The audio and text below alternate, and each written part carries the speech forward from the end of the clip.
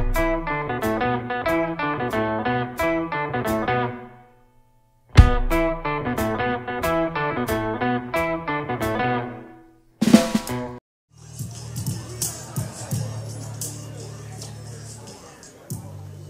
hello there, everyone. Welcome tonight to tonight's speaker series, where we are hosting Professor Lyrical. So, my name is Jackson, and allow me to open up this evening with a little information, some background on our speaker here. So, this is Professor Lyrical. By day, he is actually a math and economics teacher from Northeastern University.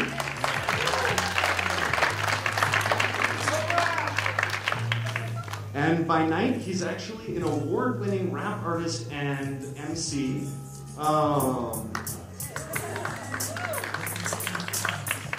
So he was born and raised in Lowell, Massachusetts, and from a pretty early age, go Mass. From a pretty early age, he discovered to appreciate the strength of an education when his father got a degree in electrical engineering. He has taught actually over 100 courses at 8 different Boston area colleges, everything from economics classes to hip-hop culture. He's a member of Mayor Menino of Boston's hip-hop roundtable, so as a solo artist, as well as with his groups Excalibur and Invasion, they work to promote social change through hip-hop. He works as an artist and educator to use the positive aspects of the hip-hop culture to try and promote people to self-advocate for socioeconomic change. He's competed in a number of rap battles and worked with a wide range of artists as a solo in his solo career, including being present during recordings with Jay-Z. Currently, he is promoting his new album, Put 'Em All to Shame, which has a corresponding book with each chapter is actually about one of the tracks. And there's the book. This is actually the first album/book to ever be released in the world. And Put 'Em All to Shame was actually co-signed by Chuck D of Public Enemy and was a collaboration with DJ Shane. So let's give it up now and have a real good time with Professor Lyrical.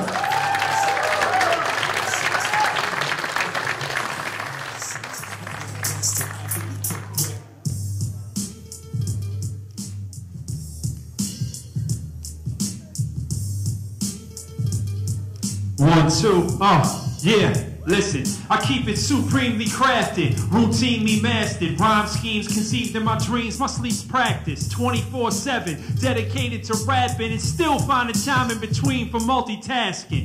The University of Massachusetts, my masters, earn the same time making Massachusetts some classics, teach mathematics in university classes, music with my students, diffusion, fantastic. But don't confuse it to battle me, that's a fallacy. Son, I put the earth on a map in this rap galaxy. My mentality humble is what I have to be, cause even when they call me the best is 100 after me. 100 athlete, dumb to be humming happily when half these crappy, happy-go-lucky rappers are tragedies. 1 second I'm hot, the crowd clapping me. Second that I'm turning my back, they gon' clap on me. So don't grab on me after I walk past it. These rap shows, the answer is no, I'm not having it. It's not happening, don't know what you expect to see. But typically you'll find me perfecting vectors and matrices. Professor Lyrical, my material basically made to be poetic yet spoken more motivationally. So any vacancy, math, music, or otherwise, I'll graph you out my digits like perpendicular number lines. This is how it should be done. Vermont, make some noise, Landmark College. This is how it should be done. My style is identical to none. This is how it should be done. That's the hook. My style is identical to none. This is how it should be done. Check it out. Let me break it down to you. Now who the most motivational, standing ovational, schooled how to handle the tool, vocational, mastering the manual, hand you a demonstrational, able to train management, functionally operational. Now just in case you were not aware of the repertoire, meet your butter messenger, legendary Excalibur, Lord of the lyrical, sword slicing material, just mastering the elements, hip-hop's imperial, mental meditation, I travel through several layers, envision me cross-legged somewhere in the Himalayas, even though my body is probably sitting in Cambridge, sipping coffee with some sloppy professors, acting all snobby. Look, nothing will stop me from skipping through archipelago, spitting some acapellas, visual arpeggio, freestyle material coming to me in vision. So I listen, grab a pen and convert them quick into written. This is how it should be done. Now whoever makes the most noise, I think I have a CD for. Hey yo, this is how it should be done. My style. One more time. Hey yo, this is how it should be done. This style is identical to none. This is how it should be done. I'll figure it out at the end. Hold on, one more verse. Yo.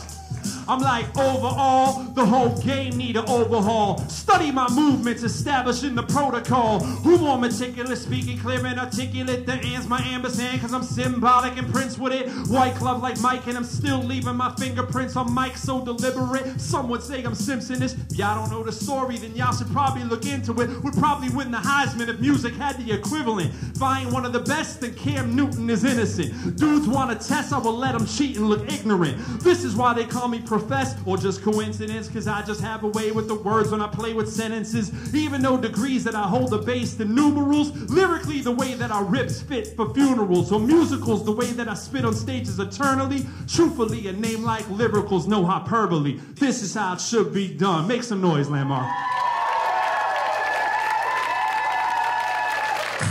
I might be biased because I was right here. I might be biased, but it sounded like it was from right there. Check it out. This is just some music of mine in the back. We'll get to some more of the music in a second. I'm gonna let that play for a second. Bear with me. I'll be right with you.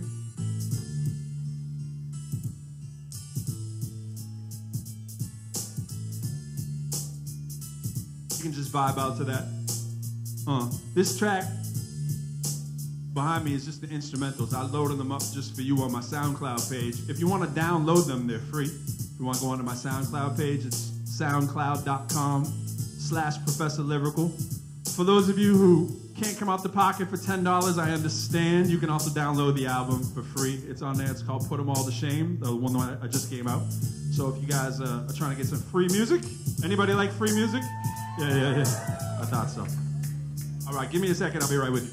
Right.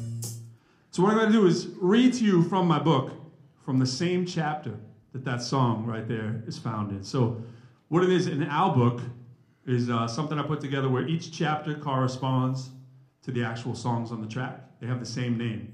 So when you listen to the CD, like track 3 that was, How It Should Be Done, is chapter 3, right, in the book. And I kind of give you like the backstory. So I just want to show you sort of like how I put kind of the two together, how I put some of the academic together with some of the hip hop, and just the backstory of a little bit of like what you were hearing if you were catching some of those lyrics. If you weren't, it's cool, but we'll open up the discussion a little bit, but it goes like this. This is from a few pages in after the lyrics. You can read the lyrics that I just said, but there's the backstory. We have to make the most out of life and the opportunities we are fortunate enough to receive. To be alive is miraculous. What others went through to get us here is unimaginable. So these days, I constantly search for ways I can learn from others to maximize my time and efforts. The secret is, I know I can learn just as much from my students, if not more, than I've learned from some of my best instructors. I try to keep my eyes open for opportunities to learn, even more so than I look for opportunities to teach. I think it helps me grow as a more complete person when I've learned something valuable I can next pass it on to someone else at the right time.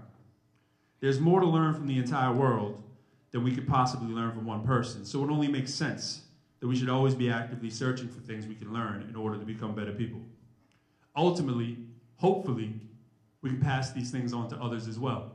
Our advancement of a species has come as a direct result of our ability to acquire knowledge and to communicate it effectively to one another. Verbal communication of ideas is quite literally our superpower. So these days, I find myself looking to my own writing and music for self-motivation. I tell newer rappers constantly to look outside of hip-hop culture for things that inspire you as well.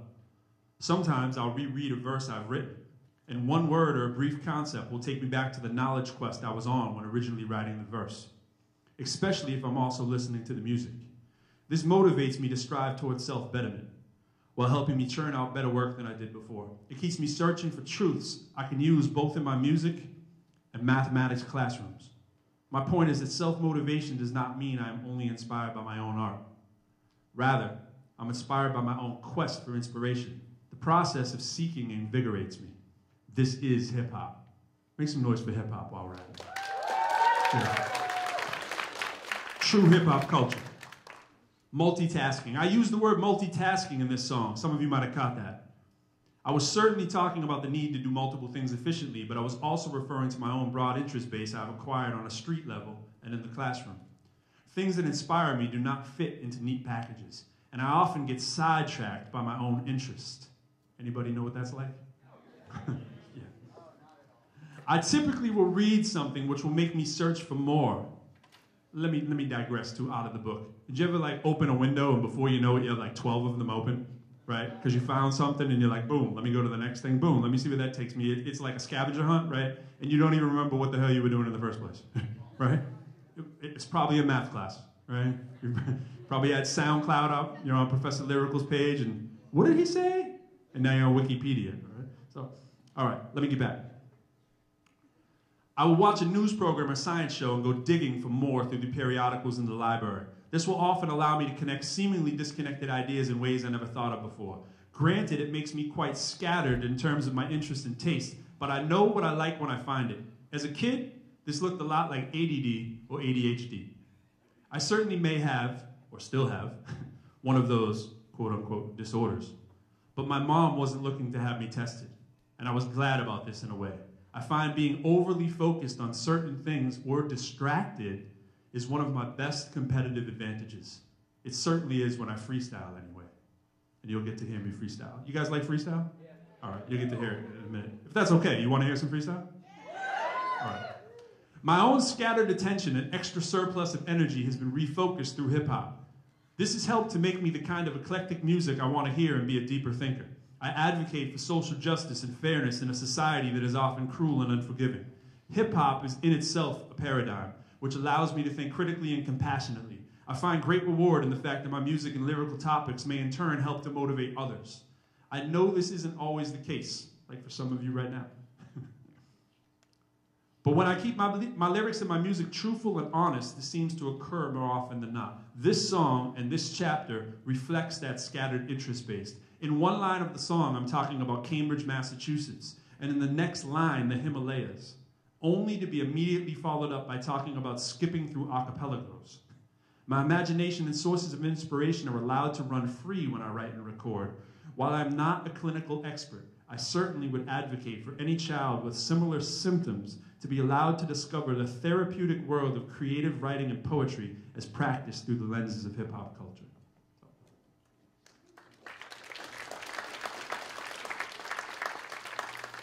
I wanted to share that. Anybody relate to that out there? Yeah. All right, let me give you some full disclosure. So, and we'll get into some stuff. And by the way, I got a chance to speak in Leslie's class, and it was great. And I got to speak to some poets and stuff. So I kind of feel inspired to sort of come off script. As you can see, I kind of have a script behind me, a sort of little PowerPoint there, and things I typically like to talk to. But just kind of getting the vibe already today on the campus of what's going on, what you guys are about, what you may or may not be into. I wouldn't mind to change that up just a little bit if it's okay with you. And we can keep this kind of an open discussion. I know sometimes it's like, oh, there's a guy on the stage, right? Let alone a professor, right? It's like participation in class all over again, right? But I would welcome your participation. In fact, I know some of you may like to blurt out things and put them right out there. I don't really mind as well as you can get me back to where I was because I'm pretty distractible too. But we can keep it a two-way communication if that's okay. Is that all right with everybody? Oh, yeah. All right. So while I'm talking, one thing about class participation, imagine this is my class. Since we're going to do some freestyle, I figured somebody in here might want to come up and use the dry erase board and put some words on here that maybe I don't get to see, and then I freestyle about them later. All right, I don't know if anybody wants to do that, but the stage is your classroom. It is open. The board is right there. We can kind of keep that over there, and then I'll freestyle them. You can come up one at a time or later. There's 3 markers up there. Feel free. Sure, come right up. It's an open booth, all right?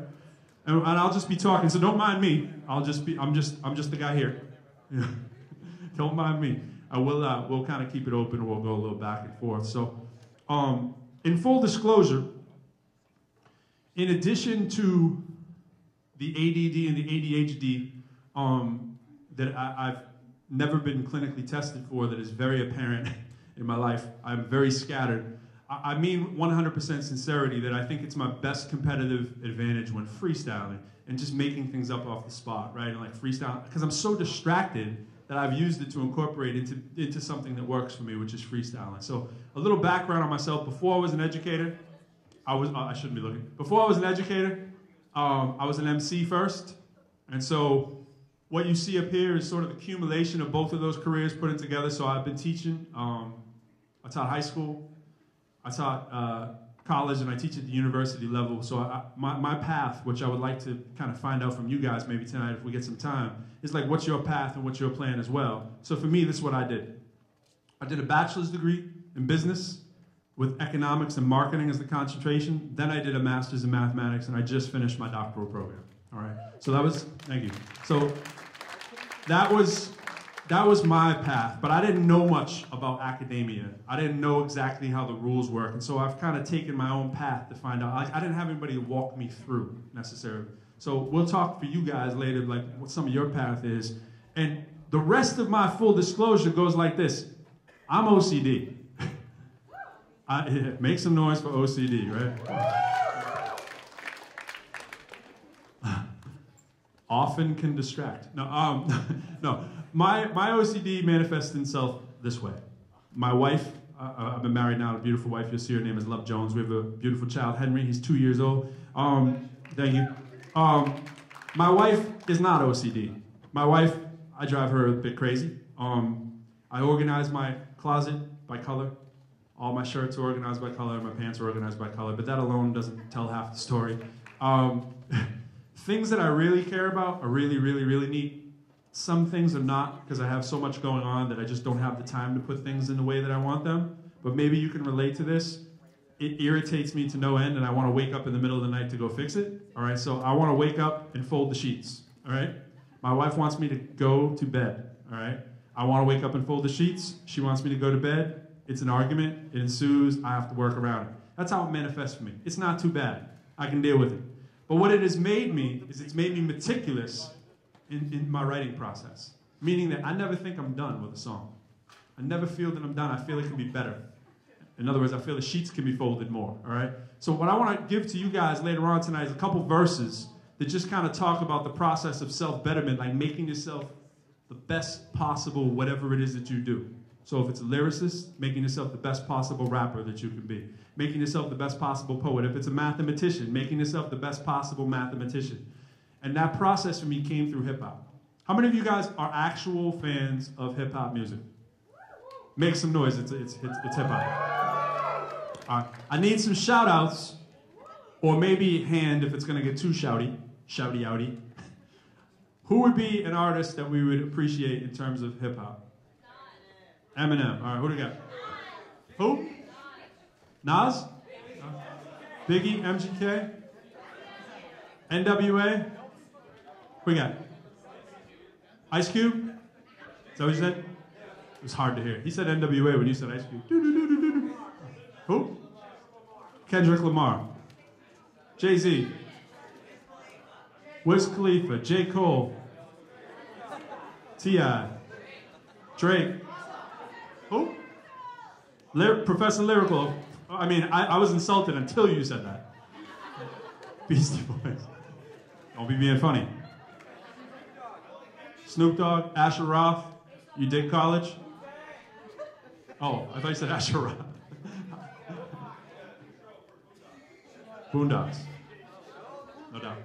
LL Cool J. Cool. I hope the faculty and staff here can appreciate how much the student body appreciates hip-hop, right? It kind of is, for me, it's that thing that kind of cuts across all kinds of social paradigms, races, sexes, colors, creeds, languages, nations. And hip-hop has been like one of those only things. I'll talk a little bit about hip-hop before we're done here tonight, but I know you guys probably are ready to see a freestyle, right? Pretty soon? All right. So we'll see what we have here. And can you guys, before I look, can you tell me, can you read the penmanship? Can you read what they're writing? Not everybody's an educator, so not everybody's writing big enough to read, right? But that's okay. We'll try to do it. You know, a lot of times as faculty, we want to get people up to the board, right? Have you guys volunteered and got up to the board? We're dying for you to come up to the board. We're dying for you to come up the stage, right? But a lot of times you stand in front of the equation, and it's just like, you got to do this. You know, the faculty knows what I mean. You know, you better doors than windows. All right, so I'm going to play, now I won't play a beat. I'm going to go over here and do a little freestyle with whatever they have. I hope you can see it, because it adds to the effect. I just got this really cool pen. Some of your teachers probably have. These are called, maybe they do it, I should say, professors, Live Scribe. You can write and you see it up on there and you send yourself. Yeah, really cool, but I didn't want to go through the hassle of looking it all up for you. It's kind of like show and tell. Look, I have Live Scribe. All right, so check it out. ProfessorLyrical.com, @ProfLyrical is my Twitter. I will respond to you guys. It's me. It's not like somebody else doing it. Like, I'm not like that big that like I gotta have my hordes of assistants like answering my my SoundCloud request or anything like that. All right, so it's me. Just definitely hit me up. Lyrical @ProfessorLyrical.com if you have questions you feel more comfortable asking later. So I'm gonna kick you a freestyle. I hope you can see it. If not, we'll talk about it after, and we'll see what I can do. Hopefully, I don't suck. All right, hopefully. Ready? I'm going to attempt to go maybe to a beat like...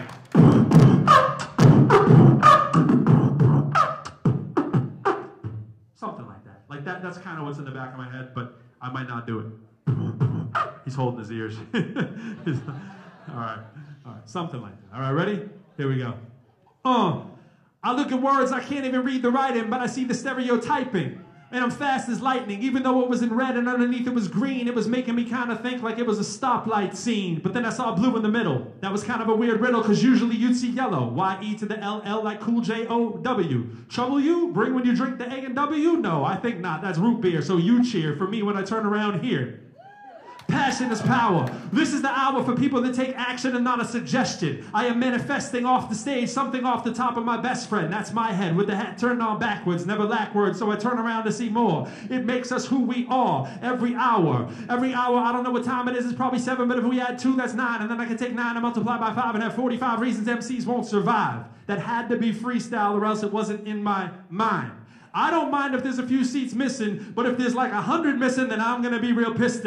I would come back to you and say, somebody didn't listen about the promotion. Let me stand over to the side and swim like a shark with the dorsal fin. Lyrical be that person, if even a morsel thin. I will come for a crumb and show the MCs that they are not better than what I have done when the tongue is connected to the lung. It's still only 21. Lying. Psych. Turn around to the ward and see the catalyst. It's the rap person without rehearsing. Pay no attention because it's showtime. I know my flow time is ready to go. I'm so over the edge of the stage. When I'm standing there, you need a tribulation for me. When I'm rocking in jubilation, my group's really name was Invasion. I don't know what this says, but it looks like solipsism. But you know that I can't really spell it because I have some ism, and I don't even know how to pronounce it. But I'm not even counted, but I know that the Broncos' victory was kind of quasi-victory. See, I wasn't really feeling it because I'm down for the Brady, the 1 to the 2, and you should have brought your lady to cheer louder than you're doing right now, because you ain't likely to see a freestyle in person address the crowd. Now, I need it a little bit more louder so I can maybe give out another CD if it's thicker than clam chowder.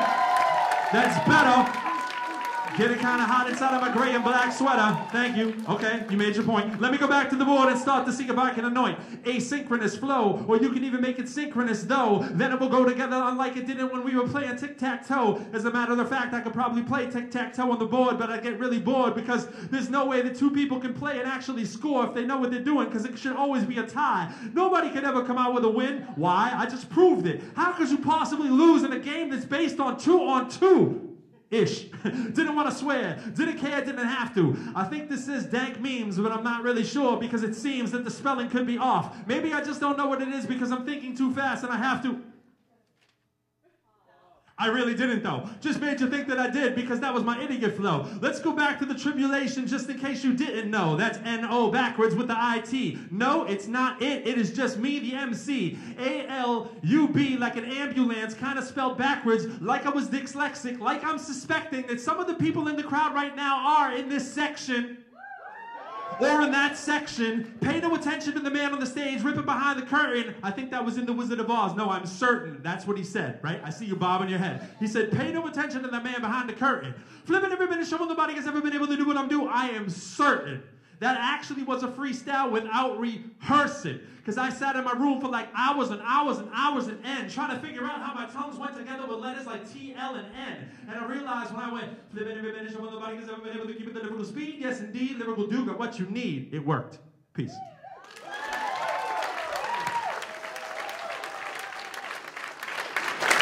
Thank you. I forgot Imagine. I suck. I forgot Imagine. It says oh, I forgot something else. Did I leave something out? Mole? I don't even see mole. Mole! It's like the biggest word on the stage. It was like a chemistry word, too. Ah. Later for that. All right. Make some noise again. I appreciate it.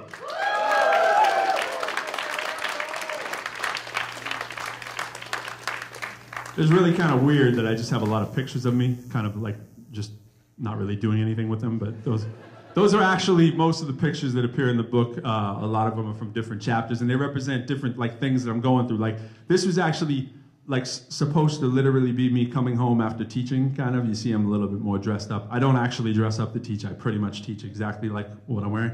But if I did, maybe the day after I get the job, if I did, this would be me coming in, like kind of working at the table. And I want to point out something to you, right? I'm not saying you have to spend $1 million on it. You don't, right? But if you are passionate about something and you really, really care about it, for me, when someone says, hey, what do you want for your birthday? What do you want for Christmas? If I curse, is that a bad thing? Just in case. If you want some crap, okay? If you want some crap that you can't afford, they're not feeling it. They're like, this is hip hop. We're supposed to be at that parental guidance suggested label on the sticker. That's all you get. If the pen, right? I just want to point it out. Typically, I wouldn't go buy a Mont Blanc pen because I'd lose it, all right? But I did ask my wife to get me one. It was an engagement gift, all right? But for me, like the reason I point it out is because I got some nice stuff just for the two things I care the most about other than human beings. Rapping and teaching are the two things that mean the most to me. So like I'll spend like literally like $1,000 on something if it's like the right thing that makes me feel better about what I'm doing. It might be $5 for you, it might be $4, it might be a gift you get. Get yourself a nice, ridiculously nice pen, right? And when you're writing with it, think about how pristine you want that piece of art that you're making. I don't care if you write poetry, if you write a book, if it's mathematics, if it's writing a verse. When you get in the mind state that this is your dope pen, and it could be a 5-cent pen that you just love, right? It's not about the money. Get some stuff that makes you say, and I'm not advocating the materialism here, but I am saying, get some stuff that gets you in your zone, all right? For how many of you use music to get you in the zone? Oh yeah, you're still raising your hands. Make the noise. Come on, make the noise. I know it's Monday. If it was Friday, it'd be like, ah! And it's snowy. Right? But you got to get in the zone however you get in the zone, and you got to take, I think, what you do seriously to think about like master craftsmanship. And that's kind of what I also want to speak about. Master craftsmanship spills over into other areas. So people will say, oh, do you rap? And in my head, I'm always kind of saying, yeah, I rap, but I really am an MC and I'm really a lyricist. And so I'm really into lyrics. I'm really into, freestyling is a nice party trick and it's gotten me a lot of places, but it really doesn't pay the bills by itself. Unless you're in like a battle and I have to come and do one of this and like put on a suit coat and like kind of pretend I don't rap and look more faculty than rapper and just be like, just happen to show up at a rap battle and just be like, hey, how you doing? Oh, there's a rap battle going on? Oh, is that when people put the words together that rhyme? Is that what they do? They combine them in a different way? Could I get in that, possibly? And you get in there. Ha ha! Pool scam, right? Billiards, right? So, the ADD's taking flight. I'm already leaving. Pull me back. But, bottom line, freestyling doesn't pay the bills, right? Unless it's like in an MC battle. An MC battle is not how you want to make your career. You got to think about how can you flip what your talent is into something that is actually beneficial for you. And the beneficial doesn't have to be money, right? So for me, what I've started doing, and I had nobody to tell me this, but when I was in college as an undergrad, I had no idea what I wanted to do. I just knew I was pretty good with numbers, right? And I knew that I wanted to play around with numbers somehow in a fun way, and I wanted it to help my MC career because I was already rapping and already had records out. So I wanted to like figure out a career that would work for me, but I knew I wanted to teach. But I thought my friends thought it was like ridiculous because like I don't even know the difference of seen and saw in a sentence. No, I'm serious. Like my mom, if she called me right now on the stage, she'd go, "I seen it." And I'm not making fun of my mom. That's how she speaks, right? That's how she speaks. I seen it. I saw it, Mom. And I didn't know that until like 2 years ago. I'm not really exaggerating by too much, right? And I still code switch. You guys know what that means? I go back and forth between who I'm with. Thank you. So code switching is like, if you talk to your baby, right, or my baby, well, don't talk to my baby, but when I'm talking to my baby, right, when I'm talking to my baby, I go, "Oh, Henry, how you doing, baby? How you doing?" I would never talk like that to you, right? That would be a little awkward, right? Right. So the code switching is using the lingo, the diction, the slang of whatever group that fits, right? When I'm talking to, I got the honor to meet the president today. We kind of, you know, he's kind of cool. You know, he gave me the little hip hop dap kind of thing, and like, it might surprise some of you, but you know, he has a little swag going. And so I speak to him maybe differently than I'll speak to my son. But not so dramatically different that it's confusing, so that when my son hears me speaking, I sound like a different person, right? I think of it like this. Uh-oh, here I go. The math twin just coming on. Hold on. You know what I didn't ask for? I didn't ask for an eraser. So let me improvise, because that is hip hop. Oh yeah. This will be a souvenir. Oh. It really isn't worth the wait, but let me, because it is going to be something mathy. I get to eat dinner with some math people. Math people, make some noise. Where are you? No, the people I ate dinner with. Math people, where are you? All right. So that's my real crew right there. You guys we just met. That's my crew. We go back, okay? But to dinner an hour ago. All right. Except for Leslie, we go way back. That is genius. But I've already committed to this.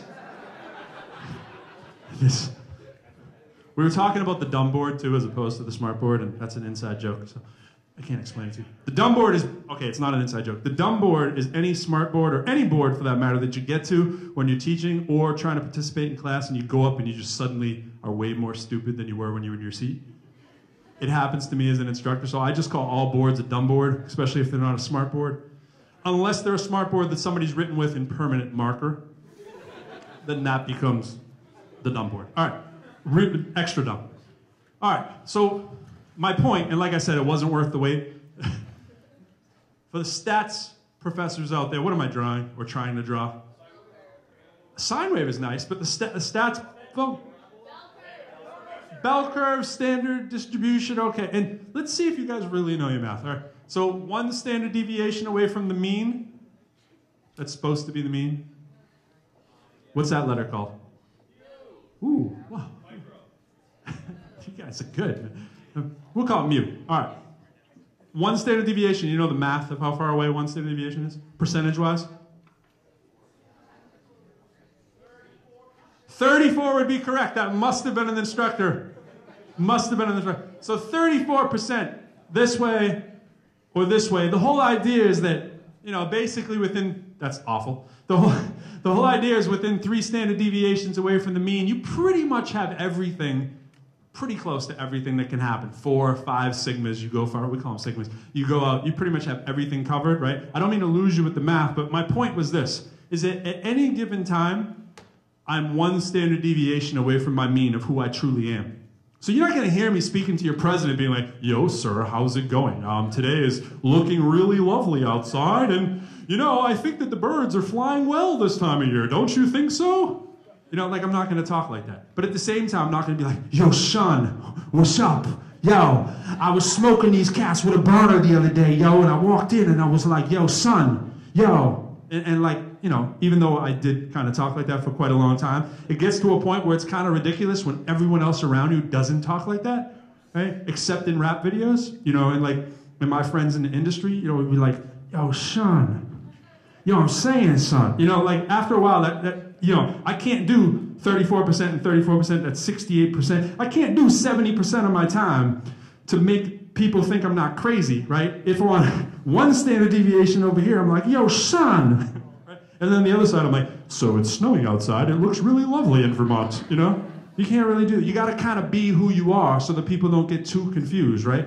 My point, and I told you it wasn't worth the wait, right? It was just it was worth it for you, thank you, sir. You must want a CD. You must be one of the few people who still has a CD player left. Okay. That's another issue. That's another issue. I'm going to give you a quick, can I give you another quick verse with some music to it?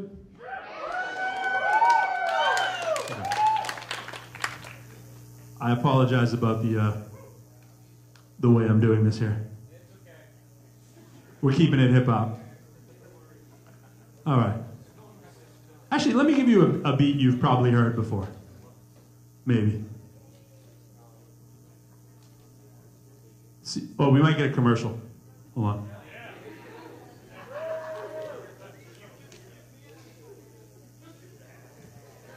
I know I can skip the ad. Thank you, thank you. It's not the first rodeo. It is the second, though.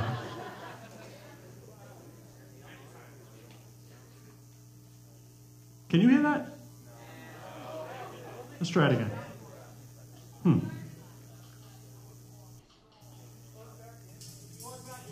Ah.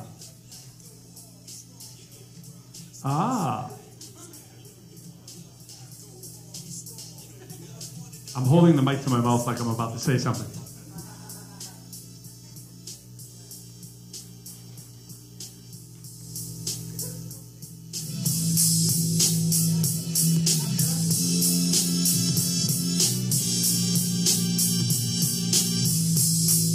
Yeah, okay. All right, check it out. Seems to be, you don't mind if I come out, right? You don't mind if I come? I'm gonna work on a couple rhymes that I just started recently doing, if that's okay. Kind of like workshopping them with you. I put them on my site. It kind of means I'm sort of ready, but I figure you guys don't mind, right? It's like a workshop environment. You'll let me vibe with you? Let's see if you guys can do a little hip-hop call and response. You wanna try? You wanna try? Hey yo, when I say hip, y'all say hop. Hip, hip. And when I say don't, I know y'all scream stop. Don't, hip, don't, hip. Ah, I got kind of funny on you. Lost a couple of you there, but few of you stayed along for the ride. All right, ready? Let me think. It goes like this. Yeah.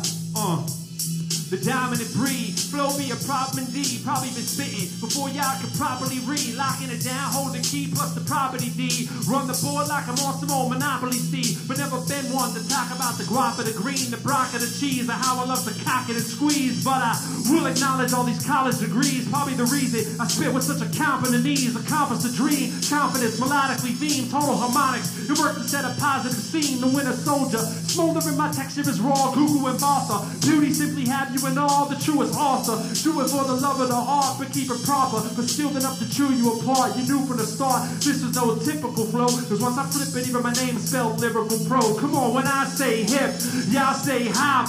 Hip, hip. And when I say don't, y'all say whatever, don't. I was messing with you right there. Make some noise for hip hop in the building.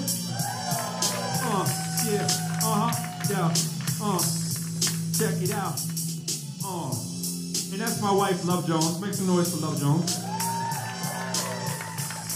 Yes, she is fine. I overachieved, clearly. All right.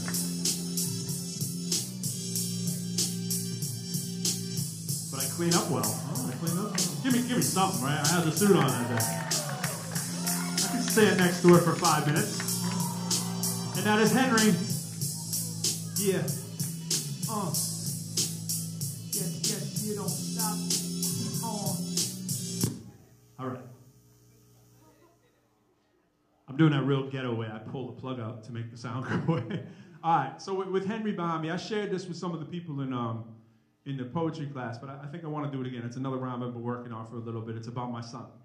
All right. And so about kind of like motivation. So for me, motivation, I told you, the self-betterment process for me is motivation, and like making something that I know is my biggest weakness, like being scattered, right, actually try to be one of my biggest strengths. So the way that I've approached being scattered, I freestyle, okay? But freestyle, I told you, doesn't really have a monetary value unless you sneak up on people in a cypher and be like, boo! And I'm that rapper that you weren't suspecting, right? You would never suspect I've been rapping for longer than any of you that are students have been alive, all right? And by the way, I am a lot older than I look. So that's another way, and I'm not kidding with you, I'm older than I look. So you're not gonna believe it, but I'm 23. It's only funny now that I set it up that way, right? It's like I know, because I look 22. But all right. No, I'm 45. 35? January 10th, 1971, graduated from high school in 1989, graduated from college in 1993. I'm 45 years old. And thank you, appreciate it. Yes, I am 45 years old. And whenever I say that, people are always like, so I'm happy. I'm like, hey, I'm 45. I'm gonna say I'm 55 next week, right? But all right, I lie about my age, but I am 45, all right? And so most of you probably noticed that I have a lot of energy, right? And like my biggest skill has been developed from my energy. So I've tried to put that together. I have energy in the classroom. I have energy when I rap. I stay up all night. I use the number 17 a lot. I'll stay up for 17 hours and literally work on something until I'm done. That's the kind of stick-to-itiveness that I have, but it's also a problem when not considered right? So I want to talk about now having something to ground myself in more, like Henry, and I'm not advocating you all run out and have kids, right? to actually work on whatever it is you're trying to overcome. But for me, the process of self-betterment was finding something I could put my labor of love into and perfect it. And for me, I'm always trying to perfect hip-hop verses. I was trying to perfect my book. I was trying to perfect my album. I try to make even, and I want to share this with you too at some point, I designed the whole thing myself. And I stayed in front of my computer like an idiot for hours and hours on end, and I put pictures inside, and dealing with the table of contents is a pain in the butt. And I didn't have a publisher go through this and do this. Like, I designed the whole thing. I designed my cover myself. And what I'm saying is, like, I feel like I can do anything now because of hip-hop, because I've watched the process of self-betterment, of me making a verse that I feel really proud about. One of them I'm going to show you is the verse about Henry right here that I'm still working on, and how it's combined with something that you love in the physical form of a person doing it for someone other than yourself. All right, so here it goes. Let me try to define masculine. Pushing my baby's carriage 1/4 to the corner store to try to buy child aspirin.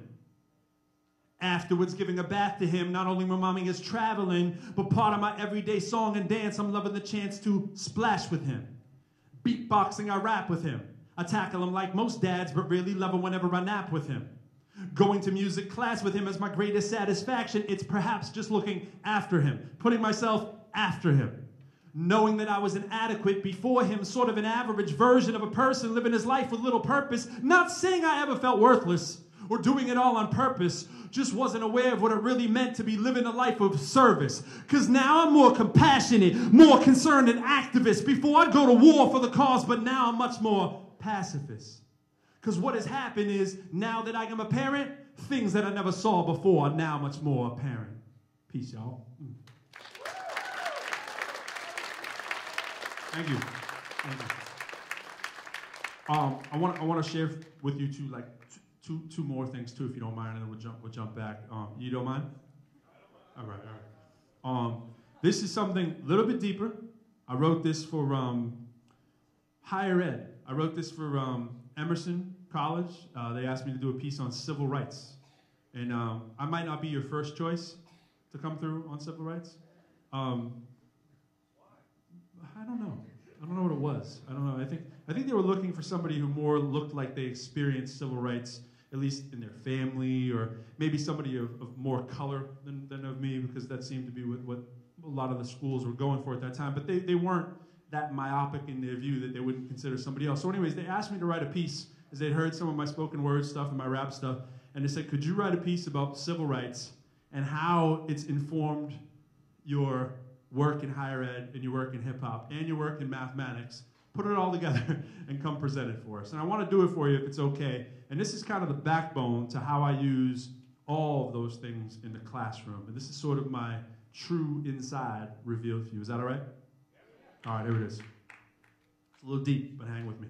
I'm going to get a little passionate, okay? I might sweat on you if I come too near. All right? All right, be ready for it.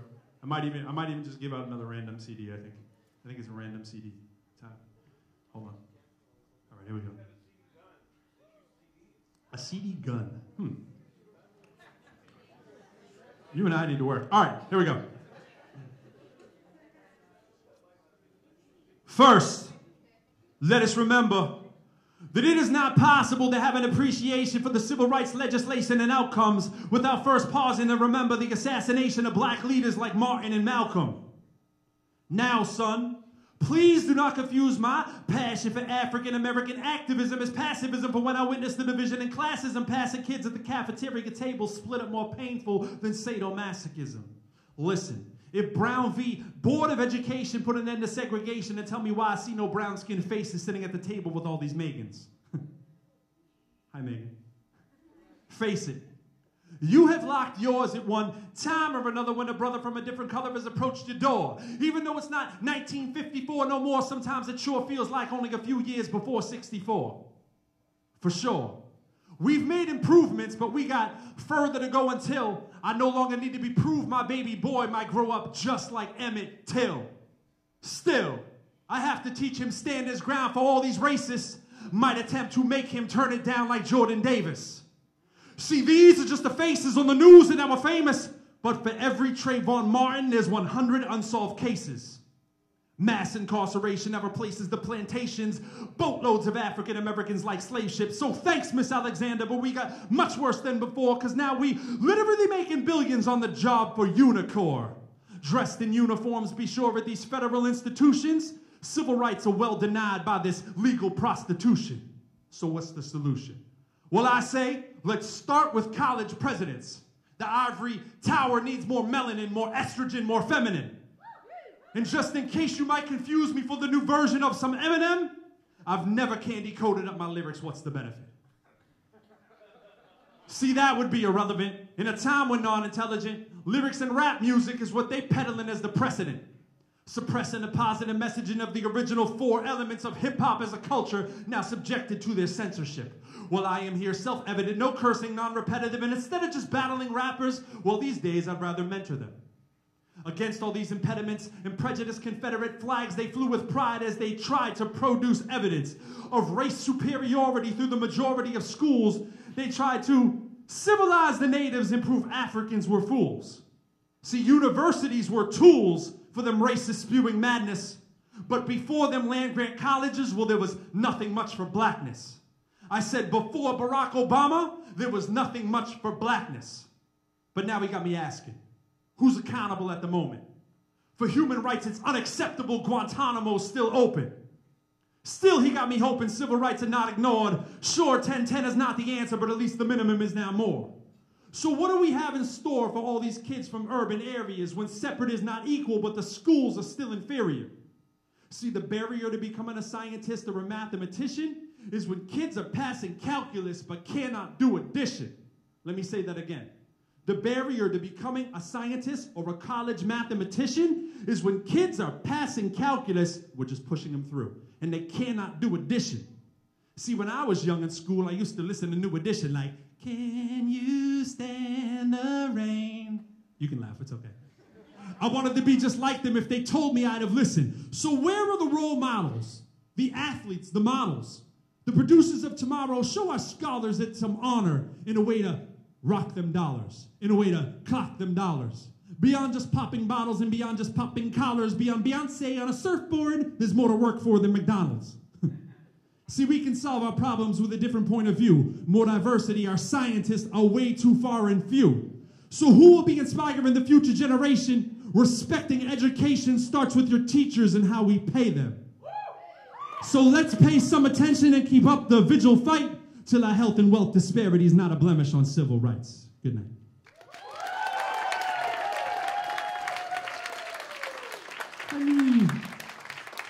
So, thank you. I appreciate that a lot, man. That's like really heartfelt. And you can kind of see why, but that's not the only reason why. It's just like, I find that people in hip hop, we come up we see society through a different lens. I use critical race theory for my doctorate dissertation. Critical race theory is kind of evolved into higher education, critical race theory, how it is in the classroom, and it's kind of just looking at situations in terms of fairness and equity. That's what critical theory is all about. And I don't want to bore you with the details of some academic kind of stuff, but what I do want to say is I generally find there's two ends of the spectrum that we either gravitate to, and it creates this polarization that we see worked out in the political process, which hip-hoppers are often speaking to, and you guys hear in your music. And you don't have to hear it in just hip-hop, but hip-hop is a perfect paradigm for where the realities where there's inequity. I kind of sound like Bernie Sanders in Bernie Sanders land right now, don't I? Which is what first turned me on to mathematics was my economics classroom, and peace to Balbert Seahag, my first professor to turn me on to this stuff. It was just like understanding the inequities that there were in the world, the inequities that there are in higher education, the inequities that there are in the community that I grew up in. Lowell, Massachusetts is home to 23 active gangs. Is not a place conducive, at least it especially wasn't when I was going to school. It wasn't a place conducive to actually raising a kid who wants to become a mathematician or let alone be a teacher, which my friends would laugh at me for once I discovered that that's who I really was. I do hip hop because I want to teach. I don't do hip hop because I want you to clap for me because I can talk about how cool my jeans are. And trust me, I can talk about how cool my jeans are. And I can make you want to go buy the jeans. And I'm not saying that to brag. I've done that. I've written commercials. I've written so many things behind the scenes that I've gotten paid for since I started my career because I've always been taking myself seriously as a writer. Hip-hop, if you cannot tell, has given me the self-esteem that you see me in front of you with. This did not come from my government name. I did not have this kind of passion. I did not have this kind of self-esteem to step up on a stage in front of a bunch of perfect strangers until hip-hop. I didn't get it from teaching mathematics. I taught mathematics because of the self-esteem that hip-hop gave me. Does this make sense to you? Right? So through hip-hop and self-betterment and actually seeing the conditions most of my friends, my closest people, my family were going through that I had the benefit to avoid because my mom moved me over one city away. She moved me over one city away to a suburb, and I got to go to high school there where mathematics was cool. And I write all about this in my book, and I talk about I had the opportunity to get to go to a good school. How many of you went to what you consider a good high school? Oh, I see a lot of you. And we could ask that in a different demographic, and we might not see those same amount of hands. And I know that firsthand. So I got to open the first alternative program in my home city of Lowell, Massachusetts, with kids who didn't have a chance to get their parent, because I was privileged to be able to move one town over because my mom did what she had to do. She used her little hip-hop swag, and she figured out, like, I'm going to move the closest house over the border and get my son into that school. She advocated for me. And we need to advocate for ourselves. We need to advocate for our children. We need to advocate for each other because we're all in the same struggle. And what I find is the polarization that we find is between people who either rally for equity and fairness or for people on the other side of the spectrum who advocate for doing due justice and following the letter of justice, law, and loyalty. And I'm not saying that law doesn't go with the other side. It certainly does. I shouldn't have even said it like that. But loyalty on one side and fairness and equity on the other side. And you will find most people won't come out and say politics. They'll say, don't rap and talk about politics. Your records won't sell. I don't care. I don't care about that. I rap about reality. And so I'm going to talk about it for you, all right? And so on this side, through hip-hop will let you talk about, I'm creating a fake side. I'm calling this side. This side, I switch it. Fairness and equity. If that's important to you, if you see someone get beat down in front of you and you care about that and it hurts you like it does to me, since I've been a little kid, when someone gets hit, I feel the pain of the person getting hit. I don't know if anybody's like that. If someone falls off their bike, I'm like, oh, I can't watch it. I'm supposed to be the tough guy rapper, but I can't watch blood, right? I've seen guns. I've seen people shoot. I've seen people get shot. I've seen people get stabbed. It's not for me, right? It's kind of like my insulation from all that crazy drama. I'm like, okay, I've had the scrap, I've had to fight, I've had to do other stuff, but I don't like inflicting pain on another person. It's not for me. And I say all this stuff because I found out who I was through hip-hop. Fairness and equity spoke to me. Pain that other people were going through spoke to me. So hip-hop called to me, especially in the 80s and 90s, when hip-hop seemed to have a different kind of overtone. Where the direction of hip-hop has gone now, not always what you hear on the radio is indicative of what's going on in the underground, and it's kind of maybe commercially watered down a bit so that messages like we're saying can't actually get through all the time. But hip-hop, if you care, provides you a platform to say what it is that's your voice. So I just feel that I'm able to speak my mind just a bit more through hip-hop. And the reason I bring up that equity or fairness portion versus loyalty is the two are often at odds. I love my father-in-law dearly. He was a former FBI agent. He is loyalty all day long. All day long. Loyalty. Well, gotta support. I'm loyal to this guy. I'm going to be loyal to him forever. That doesn't jive well with equity and fairness all the time. It's tough to find a middle ground. Hip-hop, though, is the middle ground. You'll find there are rappers on both sides of the spectrum, but it tends to gravitate just a little bit more towards fairness and equity. So you'll have a rap like the one that I said, which was concerned about somebody else's social situation, even if it's not mine. I think the ability to empathize is something that teachers share with us. It's what I want my students to do. Like, come see me so I can help you, because you're paying a god-awful amount of money to come to the school I don't mean your school in particular, but come see me at my office hours, dude. Your professors are dying to see you. They really are. That's why they teach here. They're like dying to see you. They probably were like, oh my God, they came to office hours. Like that's why teachers teach, because we're bleeding hearts. Question?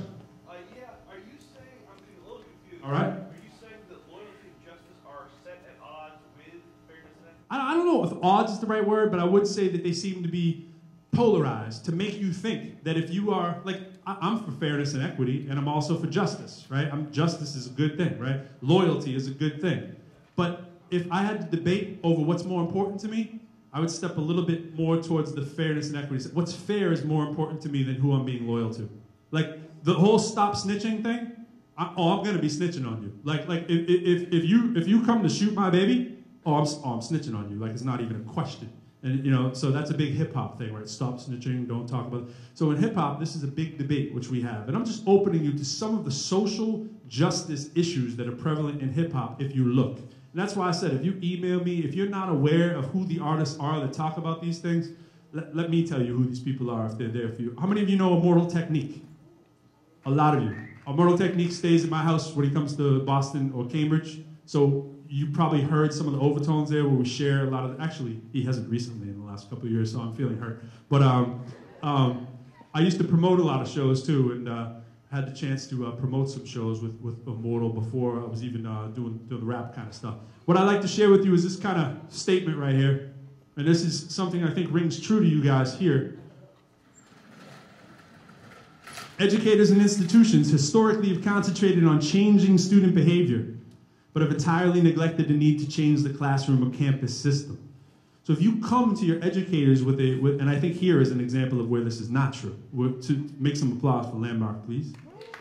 You guys are fortunate to have your own culture in place that understands you as learners, and this is not true everywhere. My call to you is, what do you want to do when you get your degree? We talked about that at the beginning. Like, where are you going to go make a difference? And you don't have to be planning on making a difference yet, but maybe you'll be an educator, and I would highly recommend you into the very rewarding career of being an educator, whether it's elementary school or high school or college. And it seems impossible to do that kind of stuff. I felt that way, but it certainly isn't. It's not impossible. Certain people can provide the blueprint for you how to do that kind of job that you want to do. But I felt that was just so true for me that, unfortunately we weren't acquiescing. Why not make hip-hop the culture in your classroom if you're teaching science, technology, engineering, and mathematics? Why not invite your students to tell you what hip-hop is?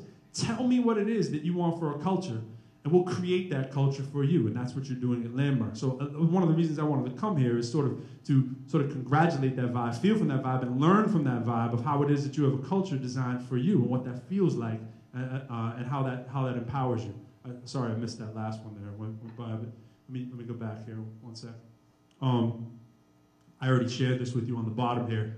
I recall becoming frustrated when the class was working on some mere basic addition. I didn't know the answer when I was called on. I was staring out the window and not following along. This is how I got into math, if you were curious. I talk about it in my first chapter. I was being made fun of because I didn't know the answer to groups of addition. And what kind of pushed me was that kids were laughing at me because I couldn't do it. So I went home and I became ridiculously motivated to never be laughed at again. It was that fight or flight moment. How many of you have ran away from mathematics? Yeah. Here's my thing. I want to say this seriously, okay? This is not the hip-hop swag talking, all right? I honestly believe this. I hope to meet someone who proves me wrong on this. I'm the fastest mathematician I've ever met in my life, other than somebody who may be a savant, right? And maybe there's a savant here. Maybe somebody could be here, okay? But if there are not any savants, like regular math teachers, my only competitive advantage is I'm like the fastest multiplier that you'll ever probably find. Because I'm OCD. Because I sat in my room making sure that I knew every possible You guys probably heard me throwing the math stuff into the freestyle, right? And like, it's not because I'm good at math. It's because I sucked at math. I was awful at math. And it scared me because I was so bad at it that I was either going to get made fun of again. I just chose fight instead of flight. So I would make my mother, as a reward, do math drills with me. 2 times 2, 2 times 3. Like, this was a reward, like on flashcards. I know you're thinking, wow, what a reward. Go for ice cream, dude. Like, go for something better. But to the point, we did this in the class. I was like, say 4 numbers. I want to show someone how this works. Say 4. I need someone to say 4 numbers.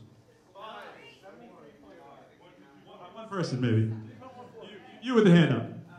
Single digit numbers. All right, go quick.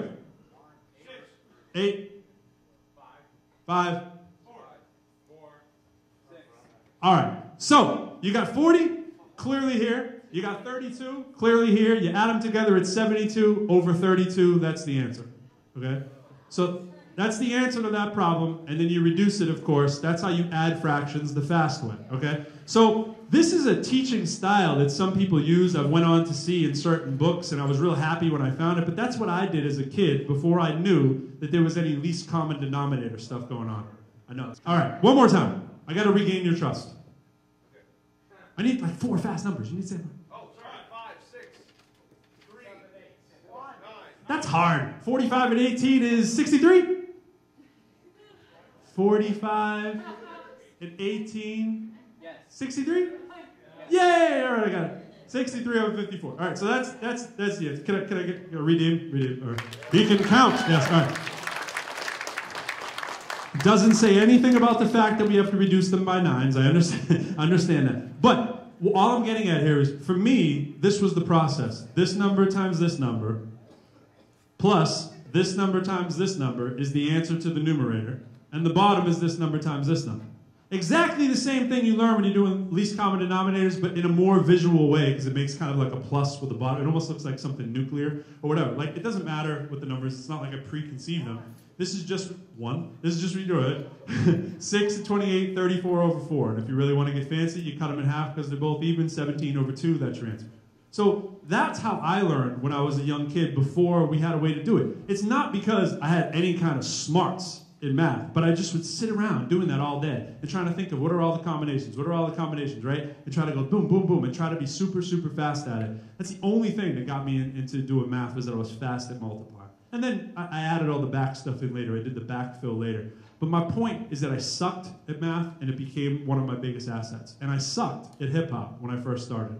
Now they're the 2 things that I do probably better than anything, and it's only because of ridiculous OCD and willingness to sit there and work harder than the next person. Some people will call it grit. And if you're in that situation, if you're in a situation where you like something and you just think, oh, I'm not good at enough, I don't have the natural ability for it, you probably do. And you probably have a different learning style to learn it, like I did. The visual way of learning that worked for me. Or look, this one, I promise you no more math. This will be the last one. So like, if you take a number like 90, pick a number. 6, all right. You got 4, 6, all right. And like I don't know, 22, right? This is weird, but this is like kind of another way numbers work. If you think about how far away 96 is from 100, how far away is it? 4. All right, I'm going to put that 4 over here. How far is 22 away from 100? All right, and I need somebody who's better than me at math, right, to actually compute 96 times 22. You might have a calculator phone off on the side. We want to do it the traditional way. Someone have it?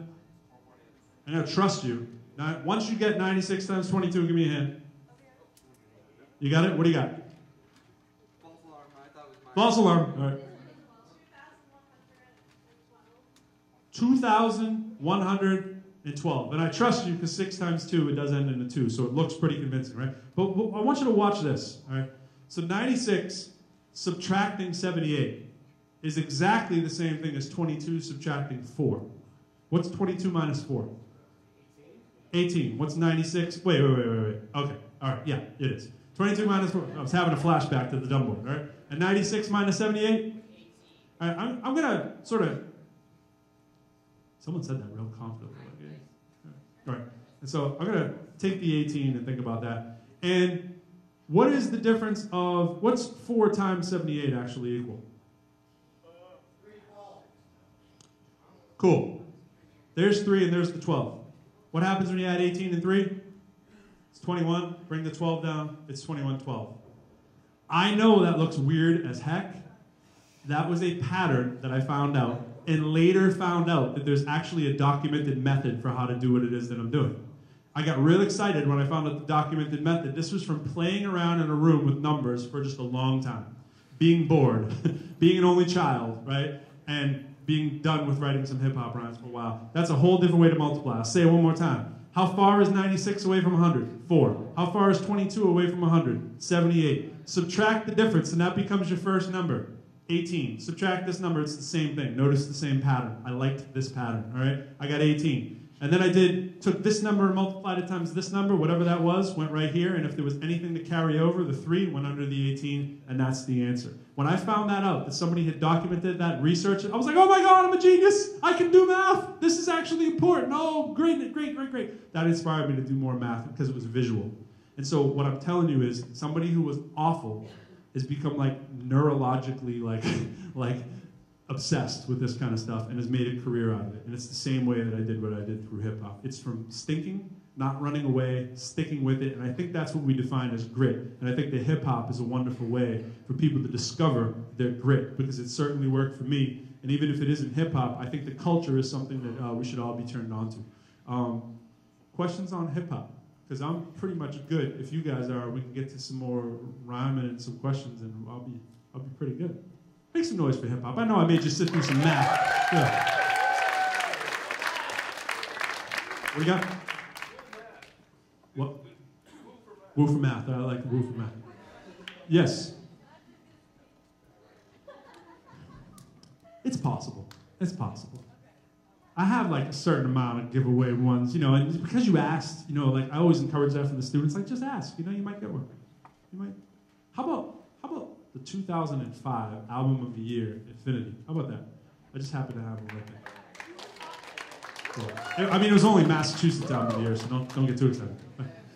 Questions anybody has for me? Because I know I've been doing a lot of talking. I haven't got a chance to have you guys participate other than writing some words on a board and picking some numbers. Or you just like, no, he's on stage. That's far away. All right, we'll get back to you. What do you got?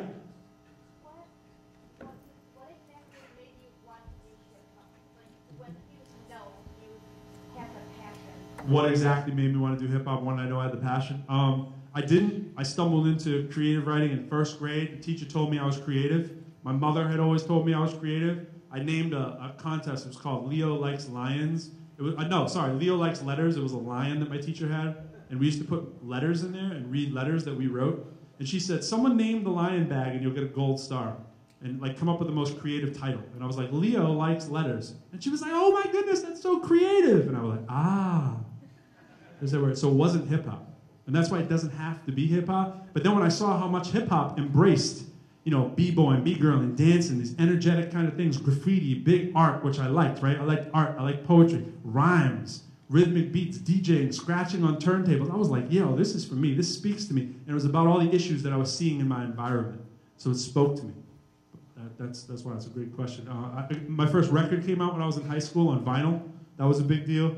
My last record on vinyl looks like this. This was, I say last because you don't really need vinyl anymore, right? This is like, probably like, I feel like show and tell. This is like 9 years ago. So what was that? Yeah, good question. Yes, sir. Ma'am, I'm looking into the sky. Oh, sir. Make some noise for the people up top. Yeah.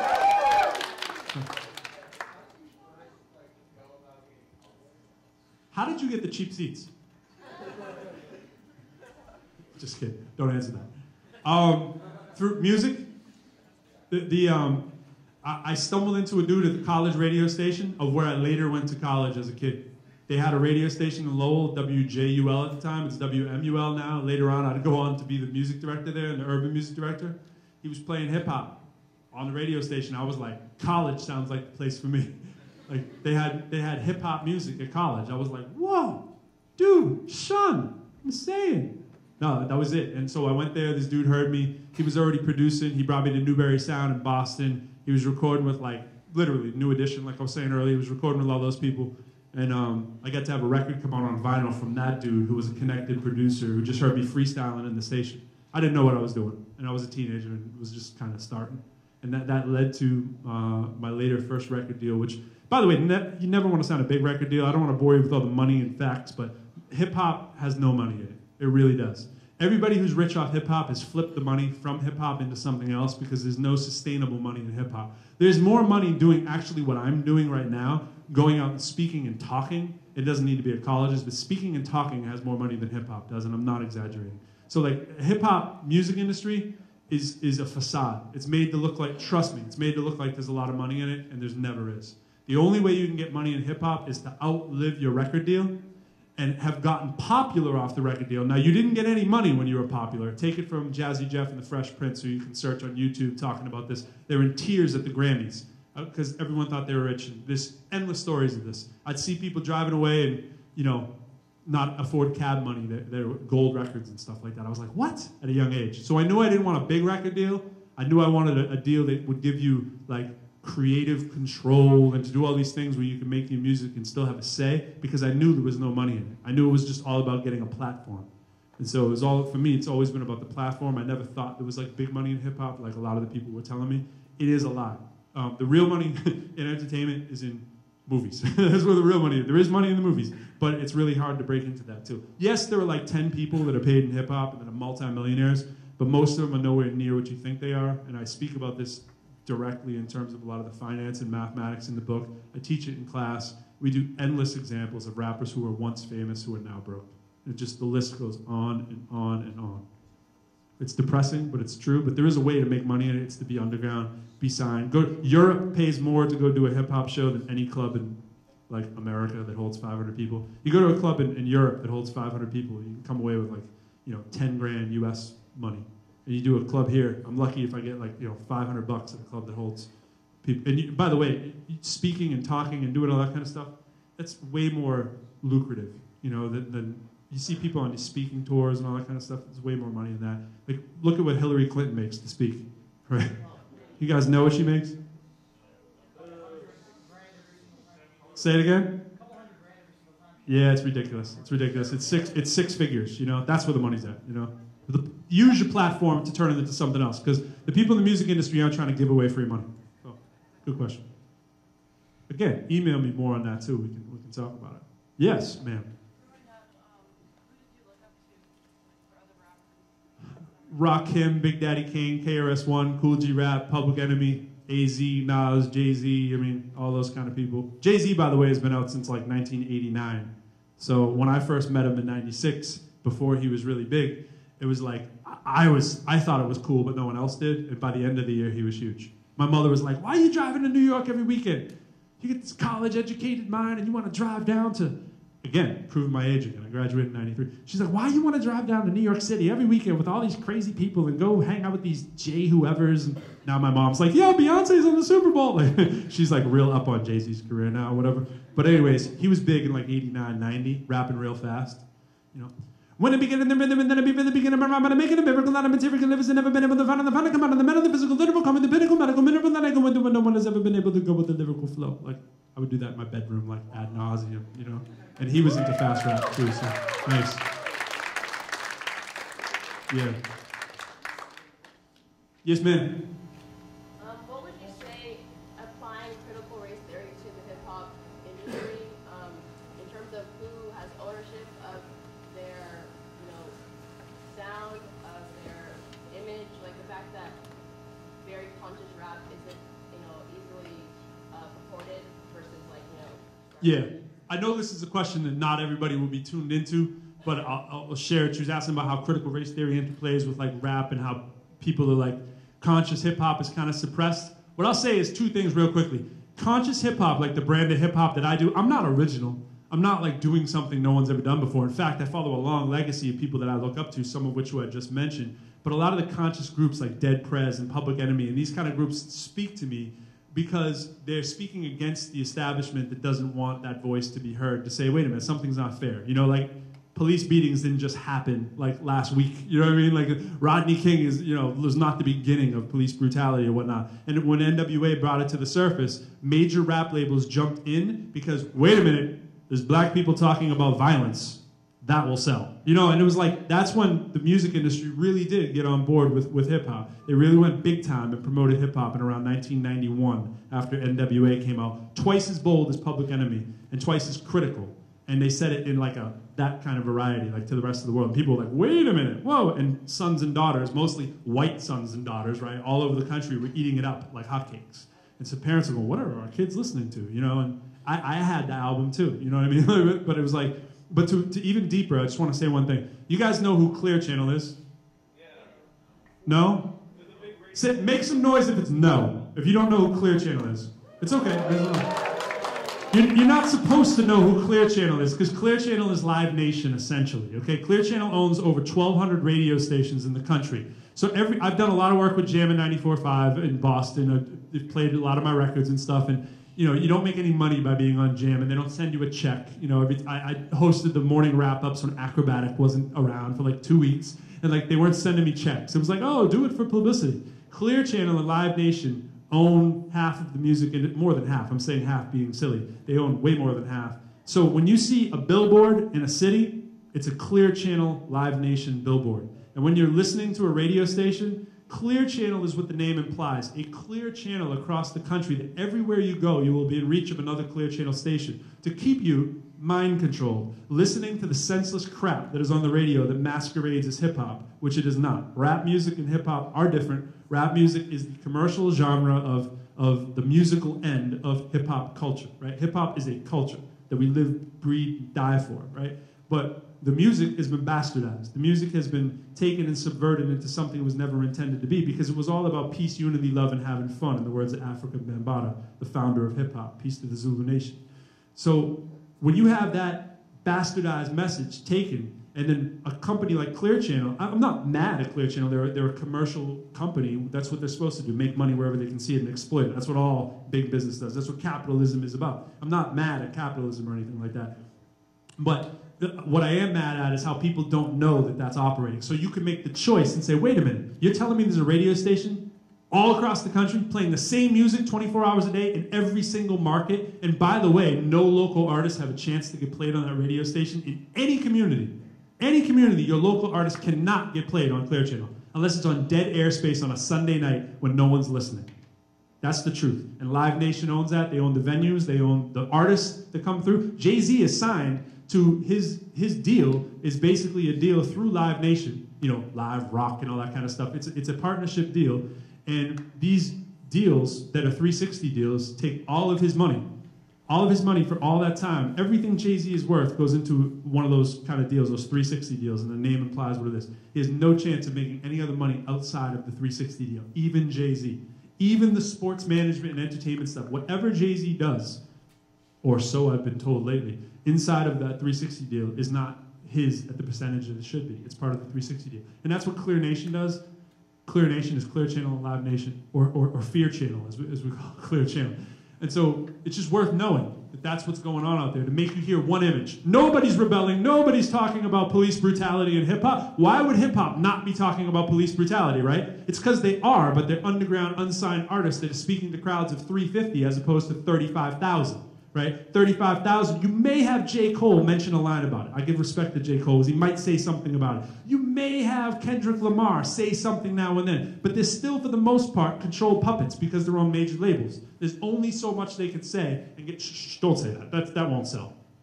The truth is ugly, and the truth is ugly in a lot of inner cities where, you know, the school-to-prison pipeline is active. You know, the school-to-prison pipeline is active. The prison industrial complex is an active reality. Hopefully you never have to see it or experience it, but it's very real, and our hip-hop artists need to be talking about it more, in my opinion. One line about that, and I'll give it to you in rhyme form.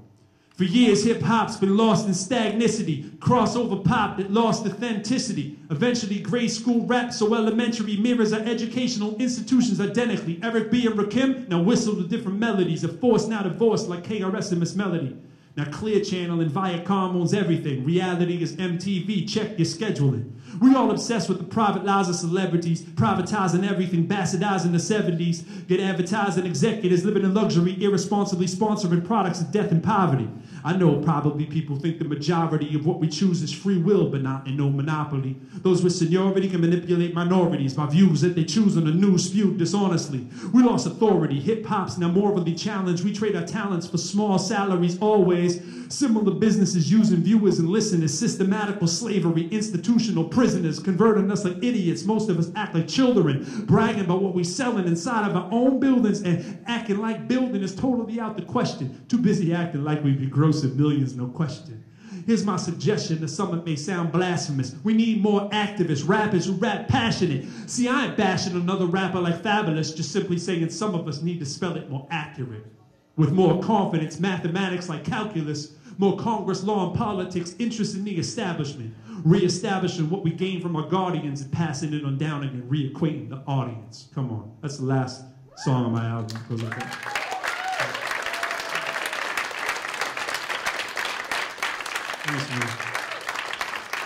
I'm good if y'all are. If you got more questions, I'm good. Or I could rap forever. You have to shut me up and shut the mic off. So I don't know where we're at. You guys want one song going out and then we're good? Want me to play an instrumental and be out with you? And maybe, all right. All right, let's see what we got. By the way, the last verse of that, I think I might hit you with, if I can get that up for you. We'll do it one time here. Goes like this. All right, so this is it. I'm gonna leave you with this. This was the, I rapped you the first verse. I'm gonna do the last verse, where the first verse goes, so you get the idea. It's my wife singing on the hook, by the way.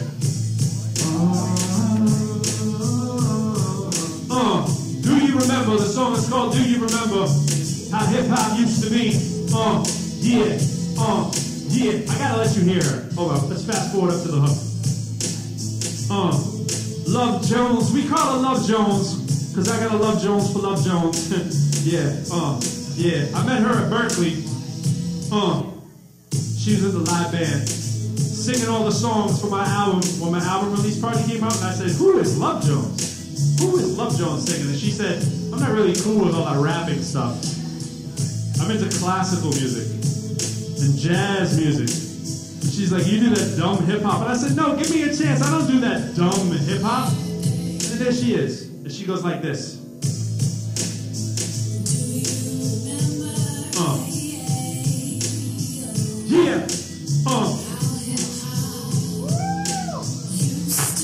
Remember that,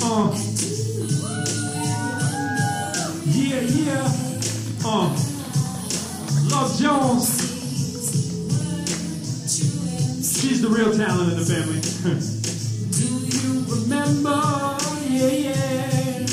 Yo, I'm gonna do this for the people up top too, because they forget you up top. They do. They forget you up top. Goes like this. Yeah.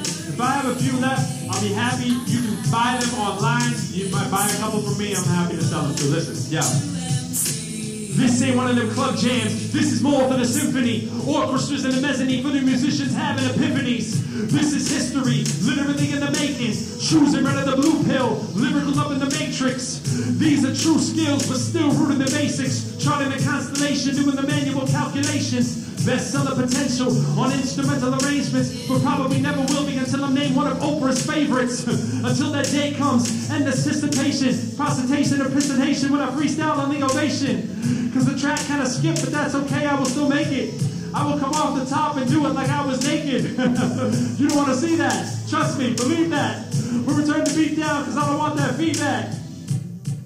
And when I was a kid, I was a sleaze stack for Halloween, and it goes like this, listen.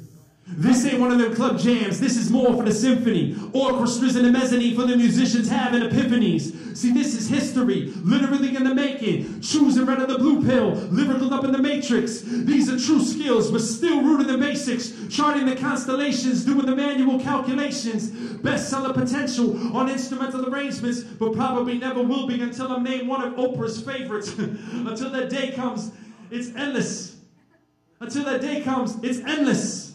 Till that day comes, it's endless preparation, advocating for reparations through community rehabilitation, civic engagement, improving our educational institutional situation through constitutional compensation, till standing ovations are the show of appreciation and the positive affirmation that we have achieved communication throughout the crowd and of course across humanity, substituting humility into our swag instead of just vanity. Yeah, Love Jones in the building.